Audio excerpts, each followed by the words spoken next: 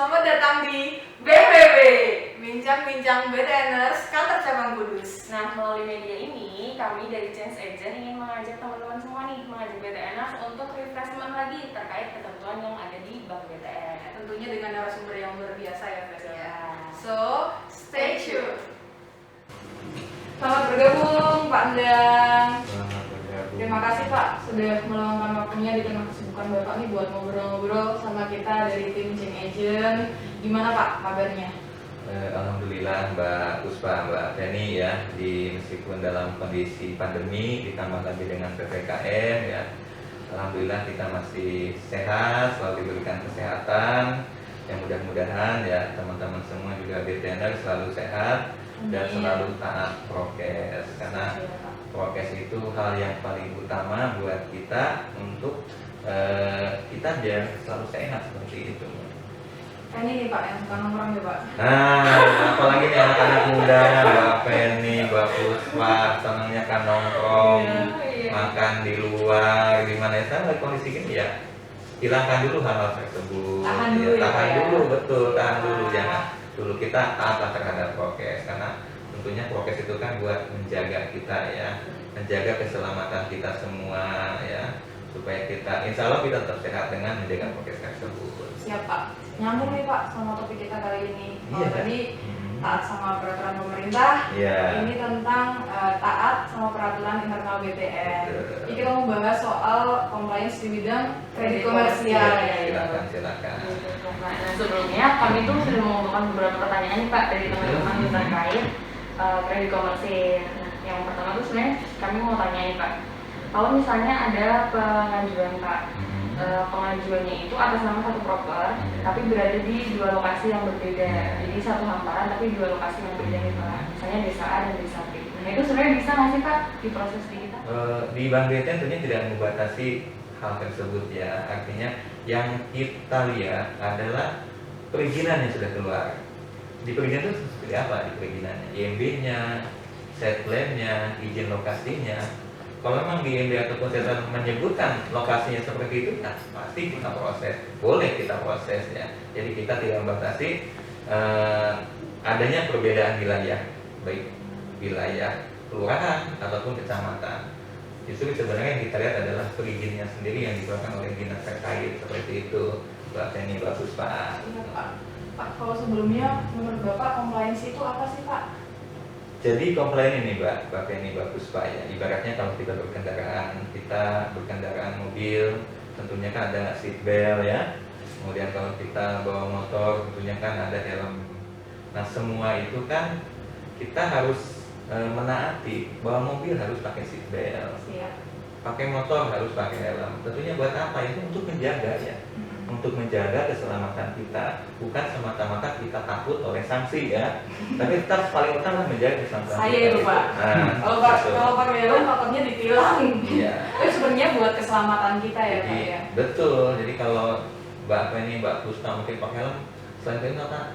Takut rambutnya kusut. Bener banget, bener banget Pak, bener banget. Kayak biar gak kusut gitu kan Pak ya. Iya betul. Siap Pak. Siap Pak. Sebenarnya buat keselamatan kita Iya. ya. Kedua Pak, ada pertanyaan buat Bapak, apabila ada pengajuan kredit konstruksi tanahnya atas nama komisaris di PT tersebut itu apakah bisa Pak? Boleh ya. Jadi pengajuan untuk pembiayaan kredit konstruksi bahwa bukti kepemilikan itu tidak dibatasi atas nama si pemohonnya saja ya. Jadi boleh atas nama pemohon atau pihak ketiga. Itu tentunya sudah sesuai dengan SE kita nomor 63 tahun 2019 atau SE nomor 17 tahun 2016. Nah itu semuanya boleh ya. Jadi kalau misalkan bukan atas nama pemohon, atas nama siapa aja sih yang boleh ya.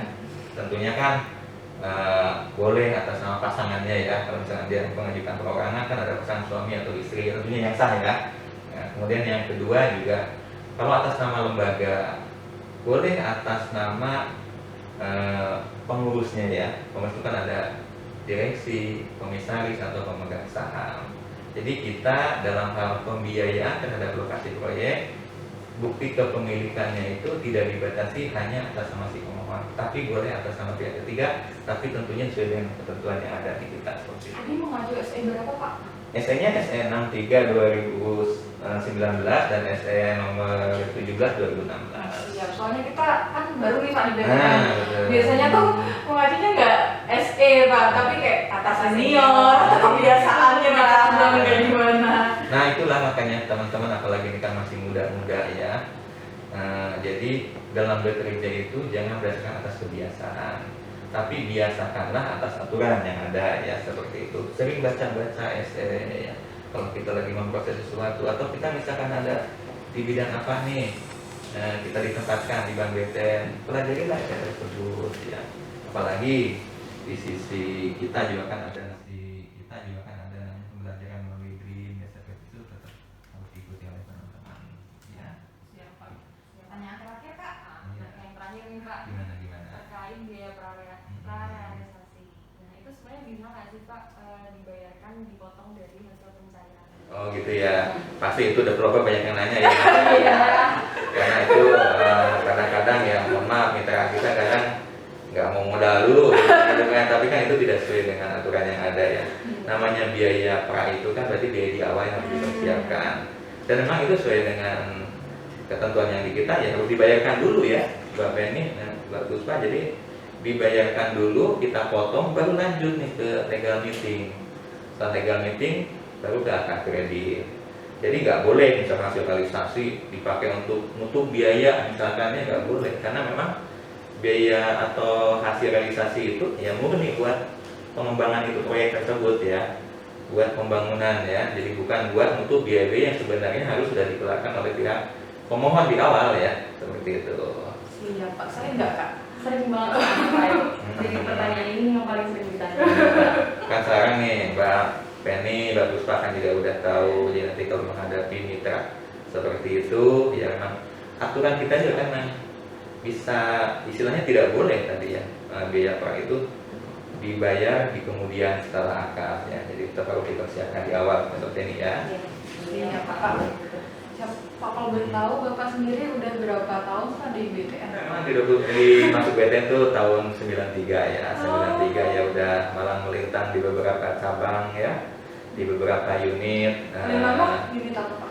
Paling lama saya di consumer lending ya, di consumer lending, kemudian di terakhir yang setelah consumer lending yang agak lama adanya di posisi ini ya, SBH saya 3 tahun, kemudian COH juga sama hampir 4 tahun lah di COH ya. Luar biasa, berarti kan kita belajar langsung dari expertnya. Nggak salah nih. Iya. Jadi ya teman-teman juga gitu. Jadi kita itu kan punya aturan, punya SOP.